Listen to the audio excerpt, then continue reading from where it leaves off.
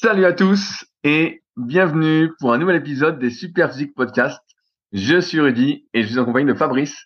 Nous sommes les fondateurs du site superphysique.org destiné aux pratiquants de musculation sans dopage et nous sommes très heureux de vous retrouver aujourd'hui. Salut Fabrice.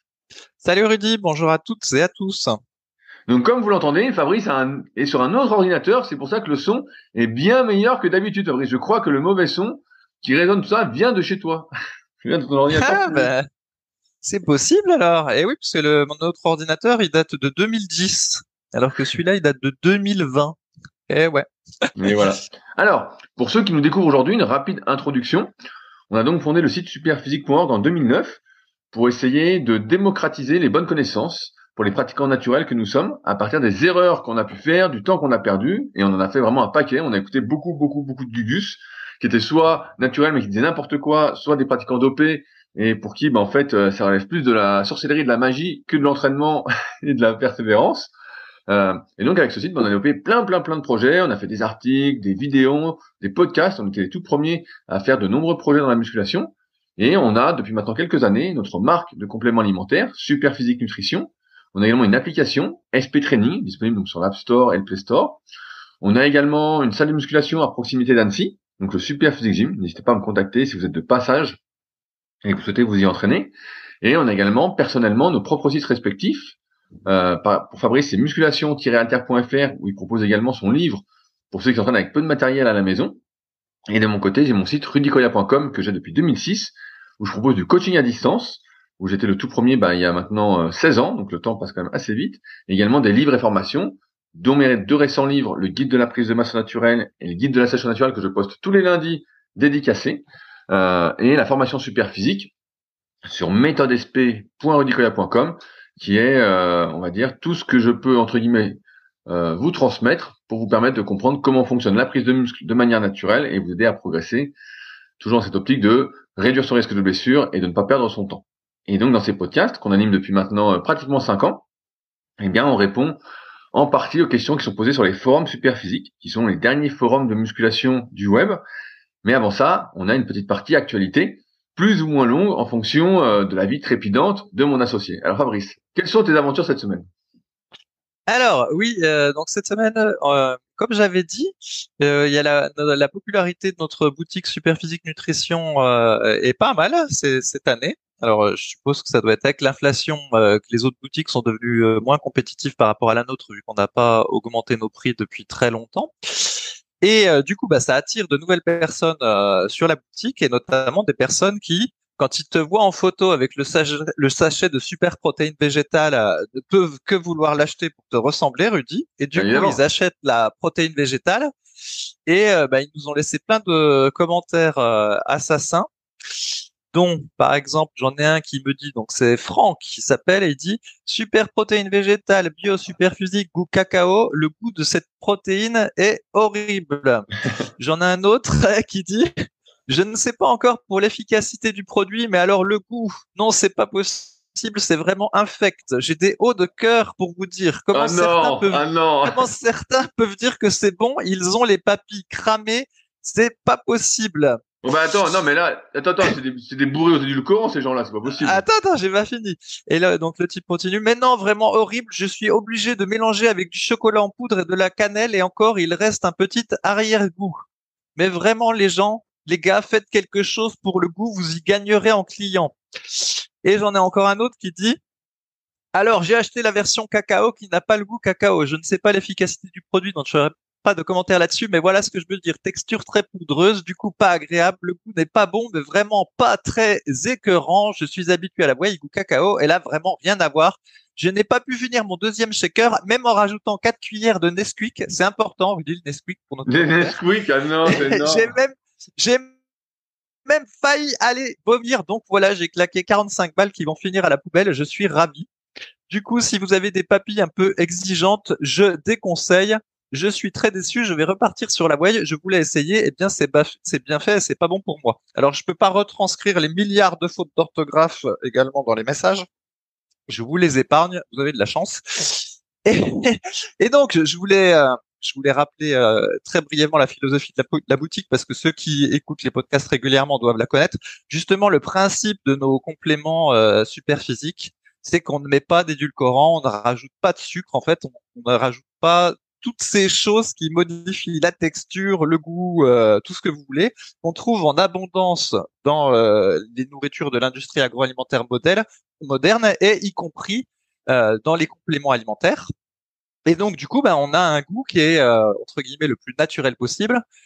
Et en fait, quand on est désensibilisé au sucre, c'est-à-dire qu'on ne déjeune pas au Nesquik, et ben en réalité le goût de nos produits naturels, il est tout à fait acceptable. Et c'est sûr que c'est assez éloigné de la Waïcitec goût cappuccino que Rudy et moi on prenait il y a 10 ou 15 ans. Non, moi je préférais vanille fruits rouges. C'était un peu plus chimique, c'était mieux. Voilà, c'était une période où on consommait des compléments alimentaires avec des édulcorants, des émulsifiants et tout le tout team. Et effectivement, il y avait pas d'aspect poudreux, c'était un petit peu crémeux. Voilà, il y avait ça avait entre guillemets bon goût quand on est habitué aux édulcorants et tout ça.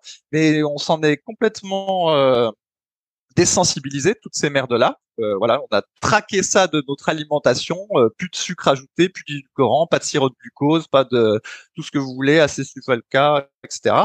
Et du coup, maintenant, c'est vrai que prendre une de ces whey protéines ou n'importe quel produit avec des éléments ajoutés, eh ben, on sent que c'est horrible et c'est très chimique. Et au contraire, on est ravi de notre protéine végétale qui a un goût tout simple et mélanger la super protéine végétale goût nature, alors je pense surtout le goût nature, avec juste du lait de soja, même ça se boit en fait, il y a même pas Non besoin de mais rajouter attends, une Fabrice, banane, moi du je sirop la bois d'agave, avec ça de va tout l'eau. seul. Je la bois avec Ah de ouais, toi l'eau. tu hardcore le type avec de l'eau en Mais plus. non, franchement, c'est pas ça le mauvais. Franchement, je pense que certains n'ont jamais goûté du bicarbonate de potassium ou du waxy maize nature où ça fait Ou du de la plâtre et protéine tout. de chanvre. Ouais, ou la protéine de chanvre qu'on proposait à un moment. Ça, c'était affreux. Ça, c'était vraiment affreux. Mais ça, là, c'est pas mauvais. Ça a un petit goût. Franchement, c'est rien du tout. Hein. Si on me demande ça ou des lentilles, bah choisis ça plutôt. Hein. Et en fait, donc pour la petite histoire, effectivement, pour ceux qui ont déjà testé la protéine de riz tout simple, il y a un arrière-goût un peu farineux. Et nous, on a mélangé trois choses, donc la protéine de pois, de la protéine de riz, et on a rajouté de la protéine de citrouille qui est beaucoup plus chère, justement parce que je voulais adoucir le goût et en même temps améliorer l'aminogramme. Et donc c'est pour ça qu'elle est pas mal en fait cette protéine végétale nature. Si on avait juste mis pois et riz, ça aurait été un peu moins bon. Mais enfin pour nous un peu moins bon. Vu que les autres ils trouvent ça horrible.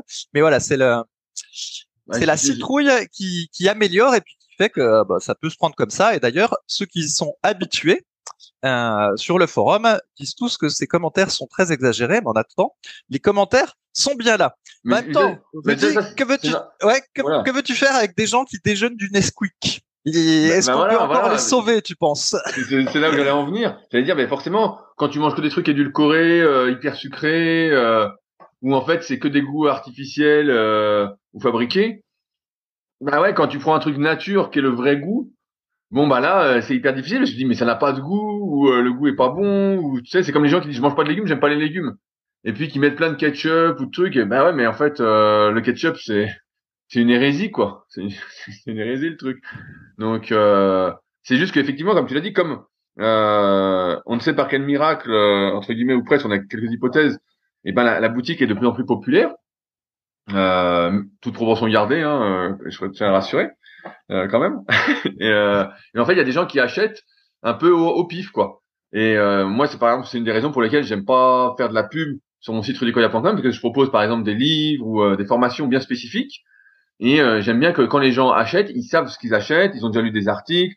Voilà, ils achètent en connaissance de cause et je sais que ça va leur convenir. Et quand t'as quelqu'un qui achète comme ça au pif parce qu'il a vu la lumière, et ben souvent la personne c'est là entre guillemets c'est pas souvent mais c'est là que parfois tu as des mauvais retours parce que la personne dit ouais mais c'est pas du tout ce que je recherchais et tu dis ouais mais attendez moi j'ai pas cherché à vous vendre quelque chose c'est vous qui avez acheté quoi et là c'est un peu pareil j'ai l'impression que c'est des gens qui sont tombés au hasard sur le truc ils ont dit ah tiens protéine végétale bio ben c'est génial mais sauf que s'ils savaient ce que c'était qu'une protéine végétale bio et là en plus c'est un mélange hein nous on a connu comme tu dis la protéine de chanvre vraiment des trucs affreux quoi là ouais, t'avais pas envie d'en prendre hein. Moi, j'ai même connu des protéines d'œufs. Donc, il y a longtemps, protéines d'œufs bio. mais c'était affreux. Franchement, la protéine végétale à côté, c'est un délice, quoi. Et bref, tout ça pour dire que c'est toujours problématique quand des gens achètent un peu au pif sans voir ce qu'il en est. Mais après, c'est la société de consommation et malheureusement, bah voilà, s'il y en a qui mangent du Nesquik ou qui prennent du Ricard ou du Nutella, bah on l'a déjà dit 50 fois, c'est pas les personnes entre guillemets pour lesquelles on fait ces podcasts et pour lesquelles on essaye de d'aiguiller, de donner des réponses, de tirer vers le haut. On voit pas grand chose là-dessus, mais c'est vrai que bon bah quand il y a des commentaires comme ça. C'est bon, c'est comme ça quoi. Hein. Tu sais, des fois je lis les commentaires sur les applications de podcast, je regardais ça en même temps que tu parlais. Bah 90% du temps, t'as des super commentaires et puis allez, peut-être pas comme ça, mais 98% de commentaires super, t'as 2% de gars tu comprends pas. Je vois, moi je surveille beaucoup sur mon livre qui est en vente sur le site du Diable et dans toutes les bonnes librairies, le guide de la musculation naturelle, les commentaires. Et je sais plus, il y a 4,75 étoiles sur 5. Et puis des fois, t'as un gars là, le dernier mauvais commentaire, c'était surtout, n'achetez pas ce livre. Il n'y a pas de programme sans matériel. Et tu te dis, mais tu te dis, c'est une blague ou je sais pas. Tu dis, c'est grotesque. C'est marqué, t'as des pages, t'as le sommaire, t'as tout qui est disponible. Et le gars, il met 1 ou 2 étoiles sur 5 et il dit, oui, n'achetez pas ce livre. Il n'y a pas de programme sans matériel. Il faut absolument avoir du matériel. C'est incompréhensible. Non, non. Ah, tu comprends pas. Tu dis bon, pas le mec, t'as envie de l'euthanasier quoi. Donc Ah non, peut-être pas jusque-là. voilà. Voilà, j'exagère un peu, mais bon, le mec t'as envie de lui dire non mais attends. Faut un peu de jus de cerveau quand Ok. même.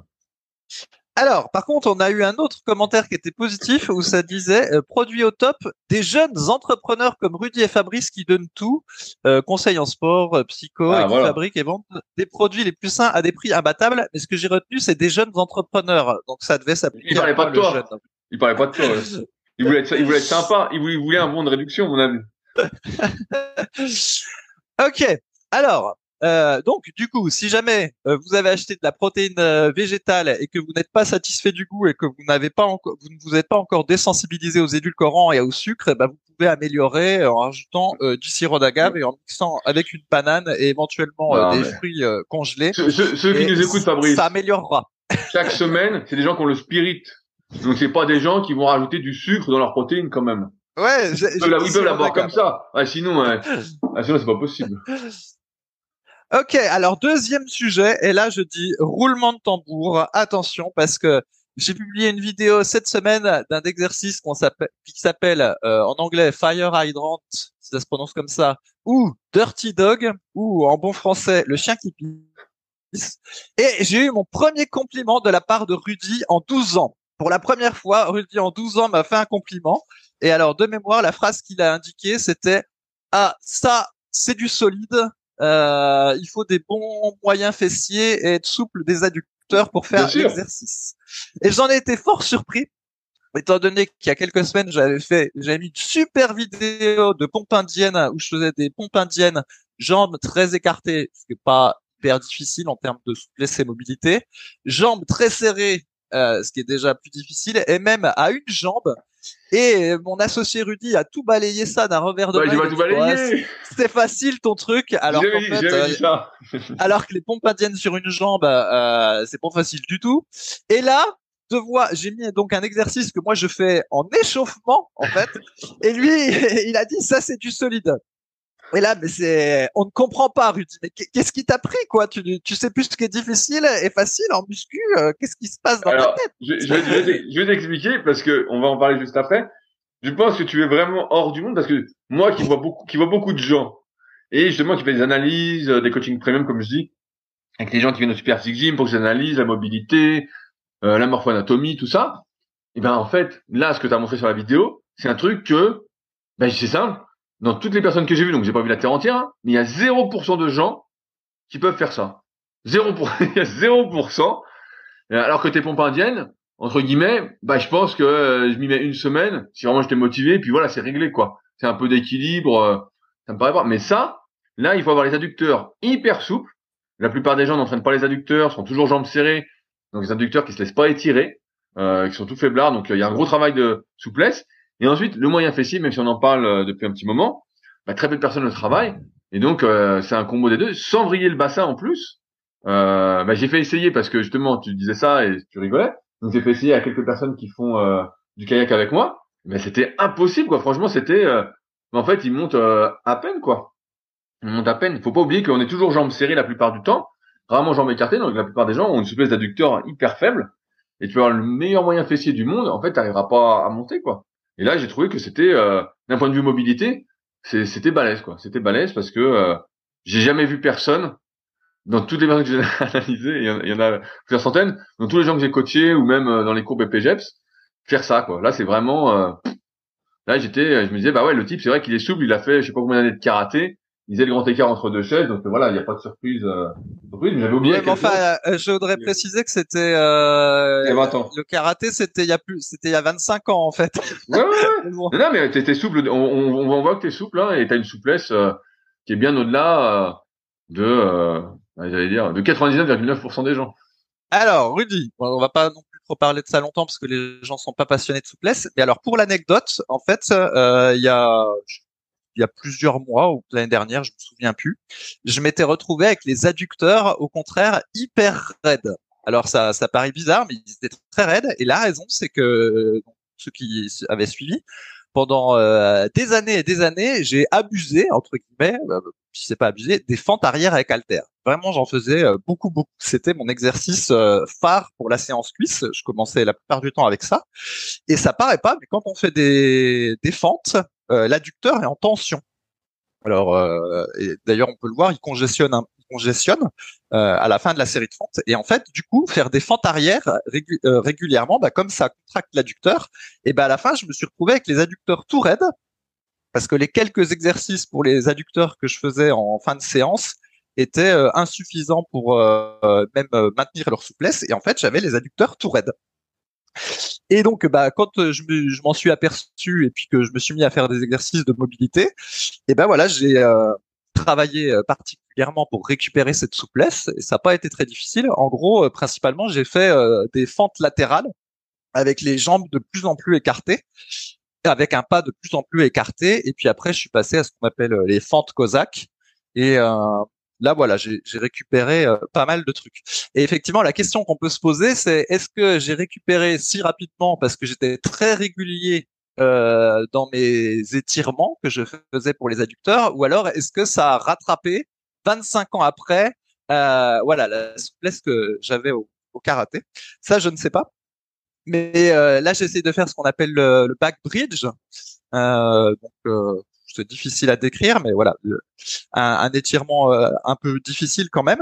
Bah, si Et je suis c'est le tombé pont. sur, C'est pas le pont. ouais, voilà, le pont, mais sur les mains. Oui, Voilà, voilà, oui, je vois voilà. tout à fait. J'essaie de faire le back bridge. Alors, je le faisais, je le fais déjà en photo sur mon livre Musculation avec haltères, mais avec les pieds sur le banc. En gros, les pieds surélevés, c'est beaucoup plus facile que le faire avec les pieds au sol. Et avec les pieds au sol, j'arrive à le faire actuellement, mais la version est vraiment dégueulasse. J'ai les poignets qui sont complètement cassés, c'est pas très joli, donc il y a encore beaucoup de travail pour y arriver. Et j'ai regardé quelques petites vidéos sur le sujet.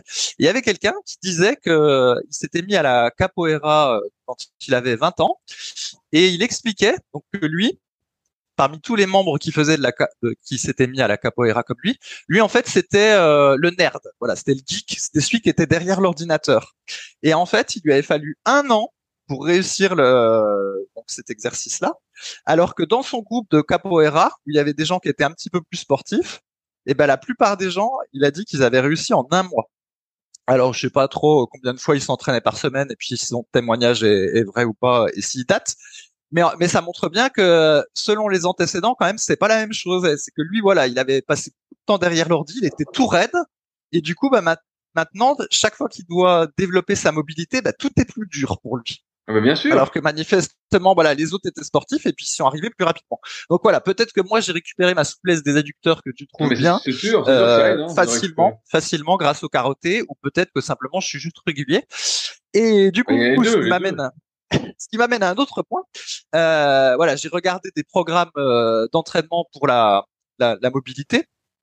Voilà, parce que ça m'amuse en ce moment d'explorer ça et d'essayer de pousser la machine. Et très souvent, j'ai remarqué que les programmes d'entraînement, ils durent 40 minutes. Et encore, on s'entraîne pas le week-end, parce que je suppose que le week-end, c'est pour la famille, tout ça. Et j'ai vraiment remarqué ça. Même j'ai un autre site qui propose des programmes de renforcement musculaire et mobilité. C'est pareil, c'est 40 minutes et pas le week-end. Et encore, dans la semaine, il y a 2 jours dans la semaine où c'est pas 40 minutes, c'est 30 minutes. Et même si les formations et les exercices qui sont associés à ces programmes d'entraînement sont bien, les programmes d'entraînement, en fait, ils sont complètement sous-évalué pour pouvoir progresser à une vitesse décente et être capable de faire ce que fait le type en vidéo, quoi. Et c'est en ça que je voulais entre guillemets pousser un petit coup de gueule, parce que on voit les types sur YouTube qui font des trucs de fou. Donc par exemple pour le back bridge, c'est ils font des pompes en back bridge où ils se déplacent. Après ils te vendent un programme pour que tu fasses comme eux, mais tu n'y arriveras pas avec le volume d'entraînement et la fréquence qu'ils donnent, en fait. Où il te faudra 10 ans. Et là, il y a un petit mensonge, je trouve. Non, non, mais en fait, c'est parce que, voilà, je prends l'exemple d'un muscu, je vais peut-être contredire, mais c'est comme si un gars, il dit, bah moi je veux des bras énormes, j'ai acheté le programme, nanana, je sais pas quoi, et puis bah en fait, pour faire des bras énormes, je dis une connerie, hein, je simplifie, il faut faire du curl incliné en série de 20 à 20 kilos. Voilà, bien strict, c'est ça qu'il faut faire. Et puis le gars, bah lui, il est à 8 kilos. Bah ouais, il va lui falloir des années et des années avant d'y arriver. Bon, et encore, c'est même pas dit qu'il y arrive un jour. S'il part de zéro, et comme tu dis, il a pas d'antécédents sportifs, il a jamais été souple, c'était un genre de console vidéo, de jeu vidéo, toute son adolescence, un sédentaire, bah, il y a pratiquement aucune chance qu'il arrive à avoir des super bras, sauf à moins d'un coup de bol génétique. Et donc, ce qui se passe, c'est que avant de faire le programme entre guillemets bah, du champion, c'est peut-être ça, mais de la personne avancée, mais il y a plein d'étapes par lesquelles passer. Et je pense que c'est un peu comme ça que c'est vendu. C'est voilà, vous débutez, bah voilà, commencez par là parce que vous savez pas quoi faire. Et c'est vrai. Souviens-toi, quand tu débutes une nouvelle activité, des fois t'es un peu foufou, tu veux trop en faire, tu sais pas quoi faire. Je me souviens des vidéos de Franco qui était préparateur physique, il est toujours, je pense, en foot américain. On regardait ça avec Matt qui est sur les forums. On se dit, ah putain, mais quel exercice on va faire? Il y en a tellement, tout ça. Ben là, ça donne un cadre, en fait. Ça donne un cadre. Et sauf que, bah, l'idée, c'est peut-être pas d'arriver au niveau du gars qui en fait 3 heures par jour, parce que les gars ont pas 3 heures par jour à s'entraîner, la majorité des gens. Mais c'est de dire, bah voilà, je sais que t'aimes pas trop cette phrase, mais c'est mieux que rien. Et en fonction de mes disponibilités, voilà ce que je peux atteindre, voilà ce que je peux faire ou pas faire. Et voilà, c'est mieux que rien. C'est mieux que le soir de rester assis sur le canapé. C'est mieux de faire 40 minutes ou 30 minutes d'exercice pour se déverrouiller, même si effectivement bah, les progrès seront limités. Mais comme quelqu'un qui, même si on l'a déjà dit, la musculation c'est une activité très rentable, comme quelqu'un qui aura que 3 fois 1 heure pour s'entraîner, bah, c'est sûr il n'aura pas les mêmes résultats que le gars qui travaille peut-être à mi-temps, qui a pas de vie de famille, pas de contraintes, et puis qui s'entraîne 5 fois par semaine, qui fait des siestes, qui a une durée de temps illimitée pour s'entraîner, voilà. Je pense que c'est un peu comme ça qu'il faut voir les choses, non, Fabrice? Ouais, bah peut-être. Mais en tout cas, effectivement, j'ai vu que ça semblait être la nouvelle norme, ce truc-là de 30 à 40 Bien minutes. sûr, bien sûr. Il y a pas d'entraînement d'1 heure et demie ou de choses comme ça. Ah C'est mais non. 30 à 40 minutes et ça s'entraîne pas le week-end non plus. Donc, bref, sans commentaire. Bah, c'est sûr que quand on fait ça, si on veut explorer sa mobilité, bon ben, on va progresser un peu, mais On n'est pas prêt on de fera voir des pas chiens qui pissent grand-chose. partout, quoi. Ah ouais, non, non, bah là, c'est pas possible. Ben ouais, C'est pas mais c'est possible. normal, Fabrice, parce que encore une fois, c'est comment? C'est mon élève type qui travaille, voilà, qui rentre chez lui, qui a pas 3 heures pour s'entraîner. Donc forcément, Ouais, enfin, voilà. Après, en fait, c'est simple. Comme il faut déjà compenser les 10 heures passées assis, tu vois bien, si tu fais 30 à 40 minutes d'entraînement, de mobilité, de renforcement musculaire, tu vois, il y en a déjà la moitié qui vont être passées pour compenser la journée, et encore, tu compenseras pas, et du coup, il va te rester 20 minutes d'entraînement pour essayer d'explorer un peu plus loin. Donc bon, moi, qu'est-ce tu qu'on fait alors, progresses à Fabrice? la vitesse d'une tortue. On fait quoi alors? On fait rien. Ben non, mais on accepte la réalité. Puis la réalité, c'est que si tu veux essayer de t'approcher le plus vite possible du gars qu'il y a sur la vidéo, eh ben il faut Non, mais t'entraîner si tu beaucoup peux plus que pas, ça. si Voilà. tu peux Ah pas, ben, qu'est-ce que tu fais? ma foi. Allez. Je comprends ce que tu veux dire, mais dans les faits, c'est pas possible en fait. La plupart des gens peuvent pas, tu vois. C'est pas possible, c'est pas possible. Enfin. Donc c'est des compromis et voilà. Je pense que je vais t'engager en tant qu'adjoint pour le coaching, comme ça tu verras comment est la vraie vie des gens. Ouais, ouais, mais comme moi, j'aime pas mentir aux gens, ben voilà, je leur dis la vérité. Déjà, pas s'entraîner le samedi et le dimanche. si vous essayez de développer votre mobilité, déjà c'est pas bon en fait. Ça fait 2 jours sans mobilité, c'est trop. Un jour c'est acceptable, mais déjà 2 jours sans, c'est déjà pas bon. En fait. Bon, c'est la vérité, Ah, c'est mais comme bon, ça. Fabrice, s'il y a déjà 40 minutes de mobilité, on fait quand la muscu? Eh oui, c'est pour ça qu'il faut faire des longues séances, mon cher Rudy. Alors, est-ce que tu as un autre sujet que tu veux aborder? Eh bien, ça tombe bien, parce qu'effectivement, j'avais sélectionné quelques questions sur nos forums Superphysique auxquels je voulais qu'on apporte quelques précisions, qui vont malheureusement corroborer ce qu'on dit depuis bien longtemps. Alors la première, c'est une question de Alex Combat, qui nous dit: j'ai redémarré la boxe après 2 ans de muscu, de full muscu, donc il a fait que ça. J'ai pris du muscle et de la masse durant ces 2 ans. Et je pensais qu'en me remettant à la boxe, mon niveau allait grandement s'améliorer. Pourtant, je me sens plus lourd, avec moins de tonicité et de force dans mes frappes et ma technique de combat. Que me conseilleriez-vous, Fabrice? Alors qu'est-ce qui se passe? Il a pris du muscle, de la force et tout, mais en boxe, il se prend que des droites. Ouais, on en a déjà parlé plein de fois. Bah déjà le truc, il a pas fait de boxe pendant 2 ans, donc il est tout à fait normal que déjà rien que par ce fait-là, quand il reprenne la boxe, bah il soit moins bon qu'il n'était les 2 ans auparavant quand il était plus régulier. Deuxièmement, il précise rien du tout sur sa fréquence d'entraînement, combien de fois il fait de la boxe par semaine, combien il en faisait avant, tout ça. Il dit même pas si c'est de la boxe anglaise, de la boxe américaine ou quoi. Donc déjà, je serais pas étonné qu'on soit sur quelqu'un en réalité qui a juste une pratique très amateur de la boxe, qui précise pas grand-chose. Mais bon. Euh, Après voilà, comme on l'a déjà dit plein de fois, en fait, la musculation avec barre haltère pour prendre du muscle, la plupart du temps, c'est l'antithèse de ce qu'il faut faire pour être bon en sport, vu que en muscu, on est sur un effort de type résistance, voilà, en faisant 8 à 20 répétitions par muscle de manière isolée, alors qu'en réalité, dans la plupart des sports, ce qu'il faut, c'est de l'endurance de force et de l'explosivité. Et donc déjà, ce truc-là fait que il n'y a pas un bon transfert entre l'activité muscu puis les sports, parce que c'est pas la même qualité athlétique qui est développée dans les deux cas.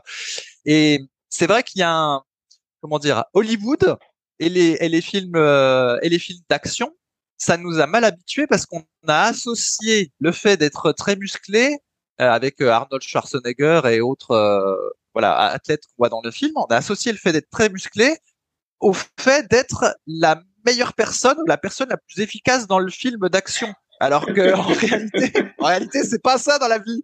Si Arnold Schwarzenegger n'était pas dans un film, mais qu'il faisait vraiment des trucs d'action dans la vraie vie, et ben très probablement, après avoir couru 100 mètres en pesant 110 kilos puis en courant jamais, et ben il serait fatigué. Et, Et il courait rien et, du tout, il courait rien. et voilà. Et Donc là, il tuerait pas des prédateurs. Ouais, oui, c'est ça. Et voilà. Et les militaires qui combattraient contre le Predator, ils ressembleraient pas à Arnold dans le film Predator. Il serait beaucoup moins musclé parce que sinon, il serait fatigué au bout de 5 minutes de ramper dans la forêt et tout ça. Et il congestionnerait des épaules et ça n'irait pas. Donc ça, c'est le premier point qu'on avait déjà expliqué, c'est que dans un cas, avec la muscu, on est en résistance, et dans la plupart des sports et même des activités, on est en endurance de force et en explosivité. Donc déjà, ça colle pas. Le deuxième truc, et ça, j'y étais vraiment très très sensibilisé depuis que j'explore ma mobilité et des différents exercices au poids de corps, un peu exotiques, c'est que voilà, en muscu, on est quasiment tout le temps sur le même plan avant-arrière. Alors ça s'appelle le plan sagittal. Mais voilà, on est toujours avant-arrière. Alors que dans les sports, majoritairement, au contraire, on est aussi sur les côtés, le latéral, ça s'appelle le plan frontal, mais c'est hyper confusant parce qu'en réalité, on est sur le latéral. Et puis sur la rotation, c'est-à-dire le plan dit transversal. Alors je vous donne un exemple. Prenez un joueur de tennis. Vous voyez, il se déplace sur les côtés avec ses jambes. Il ferait l'équivalent de fente latérale ou de squat en crabe sur les côtés. Et puis régulièrement, quand il tape sur la balle, on voit bien il y a sa colonne vertébrale qui fait une rotation et voilà, il est dans le plan rotatif et latéral. Et du coup, quand on muscu, on est sur le plan avant-arrière, et ben on devient fort sur le plan avant-arrière, mais on développe pas les autres parties. Et là, si on prend la boxe, quand on donne un uppercut ou quand on donne un crochet, et ben c'est pareil en fait, on fait une espèce de rotation de la colonne vertébrale. Et donc tout ça, c'est pas travaillé dans la muscu traditionnelle pour l'hypertrophie.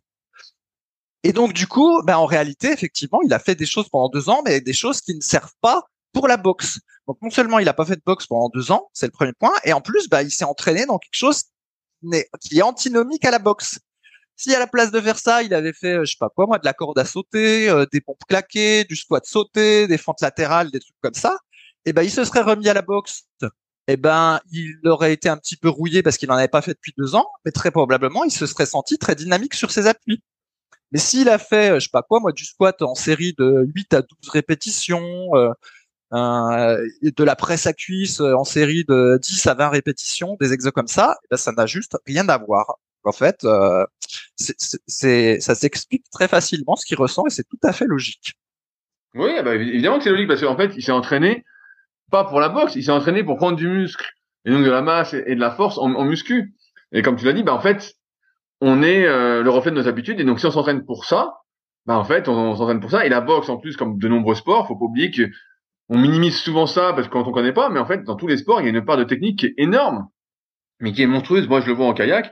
Il y a des gens, tu les vois physiquement, tu dis, ouais, ils doivent pas trop avancer. Puis tu les vois sur l'autre, tu dis, putain, mais ils fusent, les gars. Franchement, c'est un truc de fou parce que techniquement, ils sont, mais 10 fois au-dessus, quoi. 10 fois au-dessus.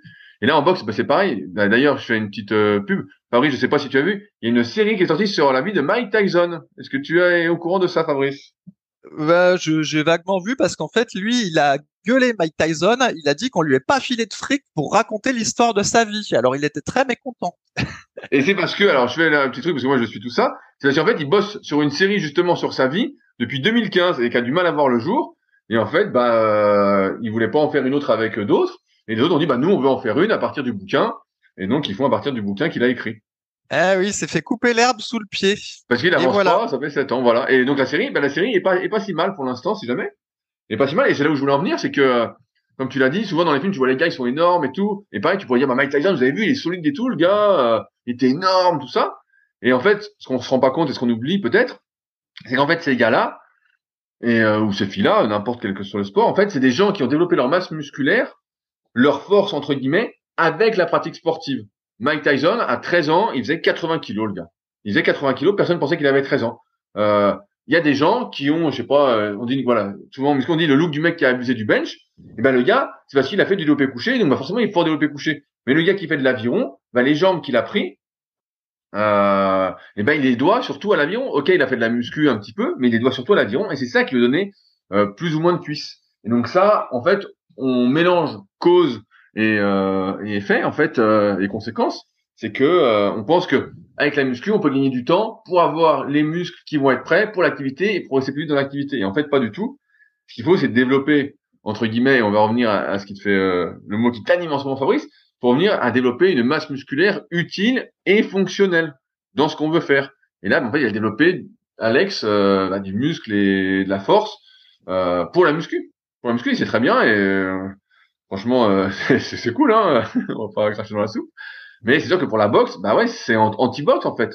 C'est anti-boxe. Sans doute qu'il faut qu'il soit beaucoup moins musclé, qu'il perde quelques kilos, voilà, là il a du muscle qui sert à rien, il a du muscle pas fonctionnel pour la boxe, mais il a du muscle fonctionnel pour la muscu. Donc et puis pour remplir ses t-shirts, c'est pas mal aussi. Mais c'est pas du tout pareil en fait. C'est pas du tout pareil et ça on oublie.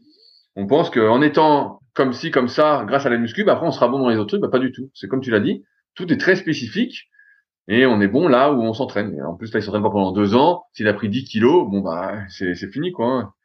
C'est fini. Tu peux avoir le look d'un sprinter américain au 100 mètres, même s'ils sont moins musclés que il y a 20 ans, mais courir comme une chèvre, quoi. Donc, non mais voilà, tu peux avoir le look de de Arnold dans Predator en exagérant, et puis te faire mordre par un chihuahua, quoi. Hein. Donc bon. Pour Arnold, c'est pas un bon exemple. Mais sinon, pour le reste, oui, c'est vrai. C'est vrai qu'il y a une grosse différence entre faire l'activité plus de la muscu. Mais là, il y a des gros problèmes de récupération pour le type lambda qui voudrait faire ça. Parce que souvent, on voit ça sur le forum. Hein. On voit quelqu'un qui nous dit, bon, bah voilà, je fais tel sport. Ça peut être de la boxe ou n'importe quoi. Mais je voudrais quand même être musclé, hein, parce que j'ai quand même envie de choper et de baiser. Donc, ce serait bien si je pouvais aussi faire de la musculation pour l'hypertrophie en plus de mon activité et en même temps que ça bénéficie à mon autre activité sportive. Et si tant est que ce soit possible, et ça doit l'être un peu vu qu'on voit des athlètes qui sont très musclés et également très performants dans leur sport, le type lambda qui, pour le coup, doit gérer sa vie de travail, sa vie de famille, etc., il n'aura pas les capacités, probablement pas les capacités de récupération nécessaires pour pouvoir mener de front les dites les deux choses en même temps, quoi. Donc, s'il veut s'amuser dans sa pratique sportive, mais pas être le meilleur possible, et puis s'il veut prendre un peu de muscle, ok. Mais s'il veut vraiment performer dans sa pratique sportive et combiner avec de la musculation pour l'hypertrophie, ça va être très difficile pour le mec lambda, quoi. Moi, j'avais essayé entre guillemets de faire ça à tout petit niveau, et comme je l'ai dit plein de fois, en fait, vous voyez bien que chaque fois que j'entraînais les cuisses, ça m'handicapait pour aller courir, faire du VTT le lendemain, quoi. Et entraîner le haut du corps en muscu quand j'allais nager le lendemain, ben c'est pareil. J'avais des brûlures à l'épaule et au final, mon effort de natation devenait difficile. Pas tant parce que ce que je faisais était difficile en termes de natation, mais parce que c'est comme si je nageais avec les épaules préfatiguées. Et donc, du coup, toutes mes autres activités sportives devenaient difficiles et un effort de volonté. Donc, j'en étais très fier. Mais en réalité, c'était pas tellement parce que je faisais des trucs extraordinaires dans les dites activités, mais simplement parce que j'étais préfatigué en permanence de ma pratique muscu. Donc bon, voilà, c'est comme ça, c'est difficile de performer dans l'activité sportive, plus avec un but hypertrophie quand on est voilà une personne normale et pas un sportif de haut niveau doué qui a la bonne génétique pour récupérer, etc., etc. Voilà. Bon. Et je finis sur un dernier truc, Rudy, si j'ai encore une minute. Il y a quand même beaucoup d'athlètes type boxeurs qui ont flingué leur performance en prenant trop de muscles. Alors, tu te souviendras pas si tu suis pas, mais il y avait un type qui s'appelait Rick Rufus à la fin des années 90. Et il s'était mis à fond dans la muscu. Je crois qu'il avait gagné il avait monté de poids. Et le type était devenu tout lent. Et tout le monde le disait qu'en fait, il s'était flingué en prenant du poids. Et donc, tu vois, même à ce niveau-là, eh ben, les types, quand ils prennent, entre guillemets, trop de muscles ou trop vite, eh ben, ça les flingue. Alors, vous imaginez bien que le Kitam moyen, ça peut pas aller, quoi. Ben ouais, non, bien sûr, non, mais c'est pour ça que la musculation doit être, la plupart du temps, et on parle de manière générale, hein, rentrer dans les détails, doit être spécifique à l'activité, et c'est pour ça qu'il faut toujours, comme tu as dit, faire des choix. Qu'est-ce qui nous importe le plus? Qu'est-ce qui nous importe le moins? Et après, à partir de là, on met en place ce qu'il faut pour atteindre ses objectifs. Sinon, si on choisit pas, en général, on fait pas grand-chose. Voilà. Mais comme la plupart du temps, l'objectif, c'est choper. Donc là, plus de muscles. Donc là, muscu, pur et dur. Non, mais pour avoir ça c'est un mythe, Fabrice. Disons-le, c'est un mythe. C'est un mythe. Si on pense, quand t'es gamin, allez, c'est l'instant séduction, conseil séduction du podcast. Si on pense, quand on a 18-20 ans, on pense qu'en étant plus musclé, oui, c'est beaucoup plus facile avec les filles. On pense tout ça, nanana. Effectivement, peut-être qu'au début, ça va être un peu mieux, vous êtes un peu plus attirant. Mais la vérité, c'est que la plupart des filles, en fait, avec l'âge qui passe, je vais pas dire qu'elles en ont presque rien à foutre du physique, mais ce qu'elles veulent, c'est pas un type qui passe tout son temps libre à s'entraîner et à faire la diète et à faire du sport. Ça, c'est une minorité. Oui, mais comme il fera que 3 fois 40 minutes par semaine, c'est bon, Rudy. Voilà. Ça c'est bon. Mais sinon, c'est pas ça. Donc, et en plus, moi, ça me fait mal. J'ai des anecdotes comme ça, mais voilà, quand t'es jeune, fin d'adolescent, jeune adulte, tu vois, t'es balèze et tout, tu dis, oh putain, avec les filles, ça va cartonner. Et en fait, les seules personnes qui te font des compliments, c'est les gars. C'est les gars de la salle. Ils disent, oh putain, t'as pris, t'es vachement bien et tout. Et toi, t'attends des compliments de la gente féminine que tu n'as jamais. Parce que la muscu, je sais pas comment c'est vu aujourd'hui, hein, j'ai moins de contact avec monsieur, madame, tout le monde en dehors de mes élèves. Mais donc des gens qui sont déjà intéressés par la muscu. Mais c'est plutôt de se dire, c'est un type superficiel, il est narcissique, il pense qu'à lui, il prend des prods donc il se dope. Donc ça n'a pas forcément une bonne image. Et c'est pour ça que souvent on rigolait et on dit dans les podcasts, faut dire que vous faites de la natation ou du rugby au premier abord si vous êtes musclé, parce que ça passe beaucoup mieux. Ça passe pour quelque chose de plus naturel que la muscu entre guillemets. Et ça passe pour un truc beaucoup plus fun. Mais sinon c'est un mythe, hein. C'est pas parce que plus vous allez être balèze, plus ça va aller.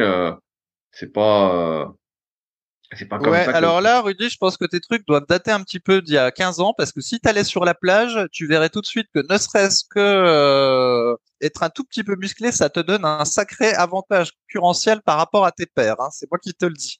Donc possible que tu doives revoir un peu tes critères. Ouais, mais c'est sûr que C'est là, ouais, je vais il y pas a à la plage peut-être pas comme besoin. toi. Ouais, il y a peut-être pas besoin d'avoir 40, je sais plus combien tu avais eu au maximum, 45 de bras, mais à mon avis déjà si tu as ne Un serait-ce peu que plus quand même. 38, Le mec me diminue, quoi. si tu as ne serait-ce que 38, à mon avis, tu marques déjà des points. Oui, Mais mais bon, parce que je vois pas tes concurrents à la plage, Fabrice, c'est pour ça. ah ben c'est simple. Moi quand chaque fois que je vais à la plage, je reviens et ma femme m'aime plus. Alors du coup, ça me donne envie d'aller à la plage tout le temps maintenant.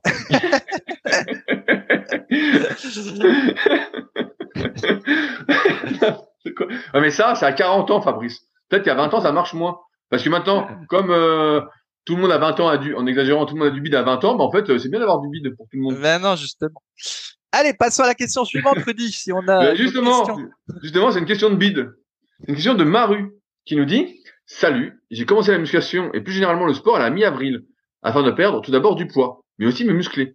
Je suis passé de 103 kilos à 78 kilos pour 1m89. J'ai 20 ans, si jamais cette précision est utile. Donc le gars déjà, c'est vachement bien, en 4 mois, il a perdu 25 kilos. Donc là, on peut dire que c'est un type quand même qui en veut. Hein. Durant Bien cette période, spirit. Durant cette période, j'ai été en déficit calorique afin de perdre, et nous voilà bientôt en septembre, moment où j'avais prévu de commencer une prise de masse. Cependant, mon problème est le suivant. Il paraîtrait qu'il faut avoir ses abdos visibles avant de commencer une prise de masse, afin de partir sur une base dite saine. Dans mon cas, mes abdos ne sont pas vraiment visibles, ou en tout cas, je ne vois pas les délimitations de mes abdominaux.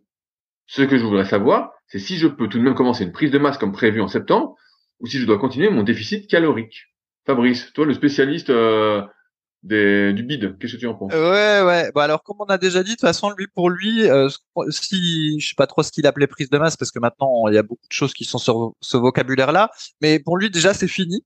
Parce que comme on l'a déjà dit plein de fois, quand on est un ancien gros, dès qu'on commence à avoir une alimentation très hypercalorique, même en faisant de la muscu, eh ben, on reprend du gras tout de suite parce que les cellules graisseuses réduisent en taille, mais réduisent pas en nombre. Et donc, du coup, maintenant, toute sa vie, il a gagné au loto et il prendra du gras, il reprendra du gras très facilement. Donc pour lui, déjà ça c'est fini. Et donc ce qu'il va devoir faire, c'est avoir une alimentation euh, plus comme on recommande, voilà, légèrement surprotéinée, très légèrement hypercalorique par rapport à son besoin calorique, mais c'est tout en fait, des espèces de prises de masse comme nous on faisait dans le temps. C'est fini pour lui en fait, ça il peut complètement oublier. Et par ailleurs, effectivement, moi j'ai cette règle-là qui dit qu'on doit toujours voir ses abdominaux, y compris d'ailleurs en prise de masse. Par contre, ma règle c'est avec un très bon éclairage et en les contractant, on doit au moins voir les contours. Si au moment de la prise, si durant la prise de masse, on voit plus ses abdos à la lumière et en les contractant, c'est déjà qu'on est allé trop loin dans la prise de masse, de mon point de vue, et qu'on va vraiment galérer pour sécher. Alors là, si il dit qu'il voit même pas les contours, bon, il précise pas si c'est à la lumière et en contractant, mais on va supposer que si. Et ben, de toutes les façons, même même si c'était pas un ancien obèse, je dirais que c'est comme s'il avait déjà fini là sa prise de masse en fait. Là, là il devrait essayer de manger selon ses calories, selon son besoin, voire très légèrement en dessous, avec une alimentation surprotéinée, faire du cardio et tout ça, et revoir ses abdos avant de commencer quoi que ce soit. Et je voudrais rappeler aussi que souvent comment dire, les gens pensent qu'ils vont progresser beaucoup plus vite à la salle parce qu'ils sont en prise de masse. J'ai l'impression qu'il y a cette espèce de mythe là, peut-être à cause de YouTube. Et c'est un peu vrai que quand on a une alimentation hyper calorique, on a plus de facilité pour progresser au développé couché ou sur quelques exercices, mais c'est pas tant plus rapide que entre guillemets de prendre son temps et d'avoir une alimentation à peine surcalorique. On est quand même la vitesse de progression dépend surtout de l'entraînement et la diététique c'est un soutien, mais ça fait pas un bonus énorme si on mange comme un cochon en fait. Hein. Et j'ai l'impression qu'il y a une espèce de mythe là-dessus où, hop, je me mets en prise de masse et paf, je vais progresser à toute vitesse. Ben, c'est pas vrai. Bon, de mon point de vue. Le briseur de rêves. Le type depuis tout à l'heure, il brise les rêves des gens, quoi. Putain. Ben, pas tout à fait, parce que j'ai bien dit qu'on pouvait progresser, en tout cas en termes de mobilité et renforcement musculaire rapidement, mais il faut s'entraîner quasiment tous les jours et voilà, bien Non, plus mais que 40 maman, minutes par jour. et là, tu, 30-40 minutes, ça va pas. Le week-end, ça va pas. Là, si t'es gras, t'as gagné une auto, t'es fourré. Bon, qu'est-ce qui reste? Qu'est-ce qu'on fait? Ouais. Ben, et Rudy, si comme moi, t'allais à la plage tout le temps et que tu verrais le nombre de gens qui ont un coup de tortue et du bide, tu comprendrais que y a du boulot. Il y a Ouais, du non, mais boulot. je sais bien, je sais bien. Alors, pour compléter la réponse, il y a quelques temps, j'avais fait une série de vidéos sur YouTube qui s'appelait Qui doit faire une prise de masse? Donc, c'est une série de vidéos en 3 parties où des gens m'envoyaient leurs photos et je disais, bah voilà, en fonction des cas, est-ce que tu dois faire une prise de masse? Est-ce que t'es trop gras, pas assez gras? Car pas assez gras, ça n'existe pas, mais voilà, est-ce que t'es sec? Est-ce que tu dois faire, est-ce que t'es un ancien obèse? Voilà. Et donc, ça peut aider Maru à voir un petit peu où il se situe. Mais comme l'a dit Fabrice, en fait, les cellules graisseuses, même si théoriquement on peut les tuer dans la pratique, on se rend bien compte qu'on n'est pas assez strict pour le faire, c'est qu'en fait elles vont sécréter des hormones elles-mêmes pour appeler au remplissage en fait. Et c'est pour ça que souvent on dit que plus on est gras, au-delà d'un certain pourcentage de gras qui est propre à chaque individu, mais plus on est gras, plus ces cellules entre guillemets vont nous aider à prendre du gras. Et donc plus on a de cellules graisseuses, même si elles sont pas remplies, plus elles vont forcer pour au moindre excès calorique se remplir et être en forme. Parce qu'une cellule qui est vide, elle est pas en forme, hein, c'est facile à comprendre. Donc c'est pour ça qu'une fois qu'on a été obèse entre guillemets, ou vraiment très très gras, en fait toute sa vie, mais comme n'importe qui, en fait, on a l'impression que c'est oh putain c'est fou, on peut plus manger, mais on peut plus manger ce qu'on veut. Mais pour n'importe qui veut être en bonne santé, en fait, c'est la même alimentation. Il faut manger sainement, en fonction de soi, au niveau des quantités, de l'apport calorique. Euh, et puis, si on veut un bon physique, en parlant de musculation, on va s'entraîner en muscu et s'entraîner, comme l'ont dit plusieurs personnes dans le topic, comme BFR Shadow ou Hellraiser. En fait, il faut manger à maintenance pour l'instant, vu qu'il est en déficit, trouver sa maintenance calorique. Si jamais, c'est des sujets que j'aborde encore une fois. Ça, c'est dans le guide de la sèche au naturel, s'ils veulent aller un peu plus loin et tout savoir de mon expérience sur le sujet. Et donc, remanger progressivement, trouver sa maintenance et puis s'entraîner. Et là, il va retrouver de l'énergie, s'il est en déficit calorique, un peu moins bien. Il va retrouver de l'énergie et il va bien progresser. Après, il faut laisser faire le temps, comme on disait tout à l'heure. Faut laisser faire le temps. C'est pas en un an que ça va être la folie, mais d'ici 2, 3, 4 ans, s'il est sérieux, assidu, et voilà que ça lui plaît, prend du plaisir à s'entraîner, ça va vraiment, il va vraiment se transformer. Et voilà. C'est juste qu'après, on sait pas. Parce que souvent on me dit oui mais moi j'aimerais être comme ci, j'aimerais être comme ça. Et comme là il dit ouais j'aimerais commencer ma prise de masse en septembre. Il faut pas être aussi aussi tranché. Il faut laisser faire les choses entre guillemets et quand c'est le moment, c'est le moment. Là s'il estime qu'il est assez sec pour lui, il est assez mince, il mange à maintenance puis il s'entraîne puis il va prendre du muscle progressivement. Si il fait pas trop de conneries, qu'il écoute en plus régulièrement vu qu'il est sur les formes super physiques et qu'il a le spirit, nos conseils ils vont lui faire gagner un temps monstrueux. Si jamais il est vraiment perdu, notamment avec les cycles de progression, je rappelle qu'il y a l'application SP Training sur l'App Store et sur le Play Store qui peut l'aider à lui dire quoi faire à chaque séance pour être vraiment sûr qu'il avance.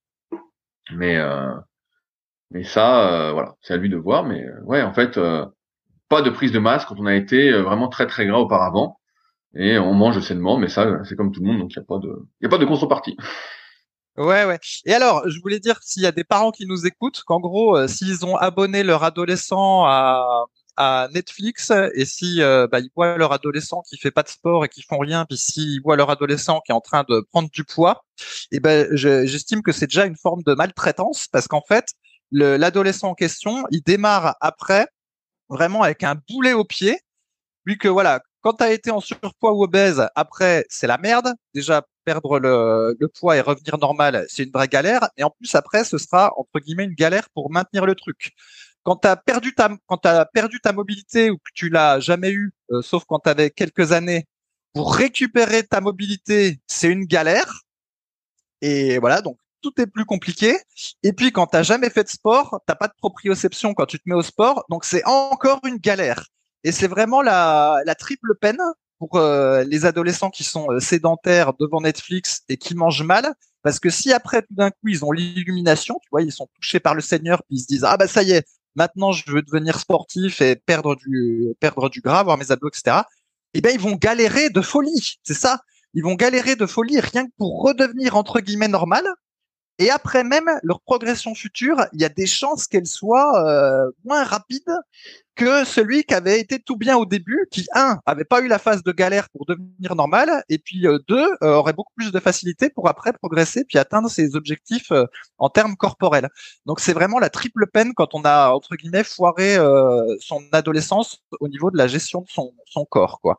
Et, euh, et ça, c'est vraiment quelque chose qu'on remarque avec Rudy, c'est que ne pas avoir d'antécédents sportifs, ne pas avoir d'antécédents de mobilité et avoir été gras, et ben vraiment, vous êtes dans la merde. Vous allez devoir faire beaucoup plus d'efforts pour parvenir où là quelqu'un serait parvenu en ayant eu une adolescence différente. Donc c'est vraiment Voilà, triste. mais on va quand même finir avec une note positive, avec de l'entraînement, de l'acharnement, de la persévérance. On peut arriver beaucoup plus loin qu'on ne le pense. Mais voilà, il faut avoir le spirit, comme on dit souvent, et voilà. Mais c'est sûr que ce sera un peu plus dur, mais bon, après, c'est pas très grave, quoi. C'est pas très grave, mais voilà, finir sur une note positive, parce que sinon, avec Fabrice, on arrête tout. On arrête tout. Bah, c'est foutu, on est toujours étiré comme un piquet, on va pas s'étirer 30-40 minutes, on peut pas se reposer le week-end, on peut pas foutre du Nesquik dans sa proche. Mais Moi, j'en ai marre de ce monde. Je veux changer de monde. la note positive, c'est qu'au bout de 12 ans, j'ai eu un compliment de Rudy. Donc, un compliment de Rudy. Donc, vous voyez, tout peut arriver. Il a fallu 12 ans. Non, mais ça veut dire que quand je fais un compliment, et mes élèves le savent très bien, c'est que c'est vraiment bien. C'est que c'est vraiment bien. C'est que là, je me dis, ah, là, c'est bien. Là, vraiment, c'est bien. Sinon, sinon, voilà, il y a pas de, je peux pas dire c'est bien si c'est pas vraiment bien. Voilà. On va pas mentir. On va pas mentir. Eh ouais. Et bref. Maintenant, on va voir si dans 12 ans, j'en aurai un autre. Donc, j'en aurai, genre, j'aurai 54 ans. Je vais attendre mon prochain commentaire Déjà? dans 12 ans. Ah, déjà? Ça va vite, hein? Putain. Eh ouais. Qu'est-ce que ça passe vite? Et bah, sur ces bonnes nouvelles, on arrive au bout de cet épisode. On espère, comme d'habitude, vous avez passé un agréable moment dans notre compagnie. J'ai vu un petit commentaire sur Apple qui disait oui, parfois il y a trop d'anecdotes et pas assez de muscu. On essaye à chaque fois de trouver le bon compromis entre les anecdotes, l'actualité qui fait partie du podcast et qui pose les bases de la bonne humeur, des bonnes ondes, tout ça, et les questions des forums. Sachant que Non mais forcément, Rudy, excuse-moi, mais de toute façon, c'est très simple. En fait, ceux qui écoutent le podcast depuis longtemps trouvent qu'il n'y a pas assez d'anecdotes. Celui qui écoute le podcast depuis très récemment puis qui n'a pas écouté les anciens, il trouve qu'il y a trop d'anecdotes. ben Et voilà. comme ben voilà, on peut pas cibler, c'est impossible. Ben on fait moitié-moitié et du coup, il y en a qui sont pas contents des deux côtés. C'est comme ça, voilà. C'est la Non, méthode bien François sûr. Hollande. En voulant plaire à tout le monde, ben, il y en a plein qui gueulent. Mais il y en a quand même une petite partie qui sont contents. Oh, d'accord, Fabrice Hollande. D'accord, Fabrice Hollande. Toi, tu seras Fabrice Parmesan. Voilà, tu seras Fabrice Parmesan, parce que j'aime bien le parmesan. Allez, sur ce, donc on arrive au bout de cet épisode. On espère que vous avez passé un bon moment et qu'on a apporté des précisions à des questions que vous vous posiez pour que vous progressiez mieux. Si vous avez des questions qui n'ont rien à voir avec cet épisode, vous pouvez les poser sur les forums Superphysique, www.superphysique.org. Puis forum. Si vous souhaitez réagir au podcast, ça se fait directement sur SoundCloud. Et merci d'avance à ceux qui nous laisseront des notes et commentaires sur Apple Podcast et sur Spotify. Et enfin, tout ce dont on a parlé se trouve en lien dans la description, que ce soit pour nos livres, les formations, les compléments, bref, tout est en lien dans la description. Donc n'hésitez pas à aller faire un petit tour. C'est sans engagement quand on a cliqué, si jamais. On n'est pas débité comme ça. Voilà, bref, comme ça, vous verrez ce qu'on fait plus en détail. Et donc sur ce, donc on se retrouve la semaine prochaine pour un nouvel épisode dans la bonne humeur. Salut à tous. Salut!